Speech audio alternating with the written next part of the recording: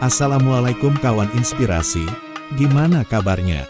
Semoga selalu dalam lindungan Allah, dan selalu menjadi lebih baik setiap harinya. Kali ini, kanal inspirasi akan melanjutkan kisah dari penciptaan Nabi Adam.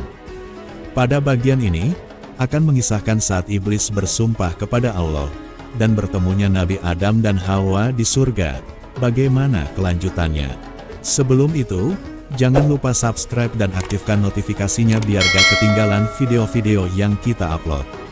Langsung saja, ini kisahnya.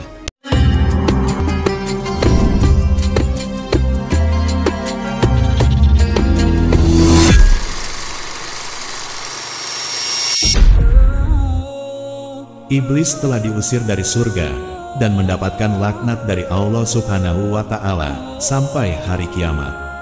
Kedengkian iblis kepada Nabi Adam semakin bertambah. Ia pun memohon kepada Allah untuk mendapatkan tangguhan umur hingga hari kiamat tiba. Iblis ingin sekali bisa mengganggu, membahayakan, menyesatkan, dan memalingkan anak cucu Adam dari jalan yang benar, agar bisa bersama-sama masuk ke dalam neraka jahanam. Iblis akan melakukan berbagai macam cara untuk mengajak anak cucu Adam masuk ke dalam neraka bersamanya. Ia bahkan akan membuat perbuatan buruk seolah terlihat baik, sehingga mereka tidak menyadari bahwa apa yang dilakukannya merupakan perbuatan yang buruk. Dikisahkan dalam Al-Quran Surah Al-A'raf, bahwa iblis berkata kepada Allah, "Berilah aku penangguhan waktu sampai hari mereka dibangkitkan." Maka Allah berfirman, "Sesungguhnya kamu termasuk mereka yang diberi penangguhan waktu." Iblis pun bersumpah kepada Allah, "Karena engkau telah menyesatkan aku, pasti aku akan selalu menghalangi mereka dari jalanmu yang lurus. Kemudian, pasti aku akan mendatangi mereka dari depan, dari belakang, dari kanan, dan dari kiri mereka. Engkau tidak akan mendapati kebanyakan mereka bersyukur." Allah Subhanahu wa Ta'ala berfirman, "Keluarlah kamu darinya, surga, dalam keadaan terhina dan terusir. Sungguh, siapapun di antara mereka yang mengikutimu, pasti akan aku isi neraka jahanam dengan kamu semua." Setelah Allah Subhanahu wa Ta'ala mengeluarkan iblis dari surga, Allah kembali kepada Nabi Adam alaihi salam. Melihat Nabi Adam berjalan-jalan sendiri di surga, maka Allah pun hendak menciptakan teman untuk Nabi Adam di surga. Suatu ketika, Nabi Adam ditimpa rasa kantuk, kemudian ia tertidur. Ketika ia tertidur, Allah mengambil tulang rusuk Nabi Adam yang paling pendek dan paling bengkok, lalu dijadikanlah istrinya dari tulang rusuk tersebut. Disebutkan dalam sebuah riwayat, bahwa Allah Subhanahu wa Ta'ala telah mengeluarkan iblis dari surga, dan menyuruh Nabi Adam untuk tinggal di surga. Lalu, Adam pun berjalan-jalan sendiri di surga tanpa seorang istri yang menemaninya. Kemudian ia tertidur sejenak lalu terbangun.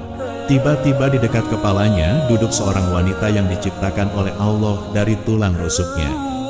Maka Adam bertanya padanya, "Siapa kamu?" Wanita itu menjawab, "Aku adalah seorang wanita." Adam bertanya, "Mengapa engkau diciptakan?" Wanita itu menjawab, "Agar kamu merasa tenang denganku." Maka para malaikat bertanya kepada Adam, "Siapakah namanya wahai Adam?" Adam pun menjawab, "Hawa." Malaikat bertanya kembali, "Mengapa dinamakan Hawa?" Adam menjawab, "Karena ia diciptakan dari sesuatu yang hidup." Menurut versi yang lain, Hawa diciptakan oleh Allah sebelum Adam memasuki surga. Disebutkan di dalam tafsir Ibnu Katsir, bahwa pada mulanya Nabi Adam ditimpa rasa kantuk. Lalu ketika ia tertidur, maka Allah mengambil salah satu dari tulang rusuk sebelah kirinya, dan menambalnya dengan daging. Lalu Allah menjadikan istri Nabi Adam dari tulang rusuk tersebut, yaitu Hawa. Dia adalah seorang wanita yang sempurna yang Allah ciptakan untuk Nabi Adam agar ia merasa tenang hidup bersamanya. Ketika Nabi Adam terbangun, ia melihat Hawa telah berada di sampingnya. Maka Nabi Adam pun berkata, "Oh dagingku, darahku, dan istriku." Adam pun merasa tenang dan tenteram bersamanya. Setelah Allah menikahkan keduanya, dan menjadikan rasa tenang dan tenteram di dalam diri Nabi Adam, maka Allah Subhanahu wa Ta'ala berfirman kepada mereka, Wahai Adam, tinggallah engkau dan istrimu di dalam surga, makanlah dengan nikmat berbagai makanan yang ada di sana sesukamu, dan janganlah kamu dekati pohon ini, sehingga kamu termasuk orang-orang yang zalim. Al-Quran Surah Al-Baqarah ayat ke-35.